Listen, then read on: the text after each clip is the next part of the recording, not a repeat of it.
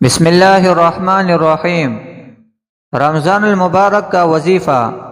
ہر مسئلے کے حل کے لیے یہ وظیفہ رمضان المبارک میں روزانہ ہر نماز کے بعد کرے۔ اللہ الصمد 111 مرتبہ پڑھے اور پورے رمضان پڑھتے رہے۔ انشاءاللہ اس ماہ مبارک میں ہی آپ کی تمام پریشانیاں دور ہو جائے گی۔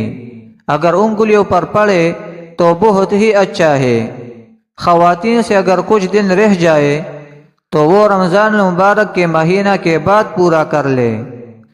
حدیث مبارک، سرور کونین صلی اللہ علیہ وسلم نے فرمایا، جب 3 کیفیات ہو تو فوراً دعا مانگو، اس وقت دعا رد نہیں ہوتی۔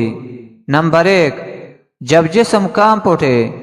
نمبر 2، دل میں خوف آ جائے۔ نمبر 3، آنکھوں سے آنسو جاری ہو۔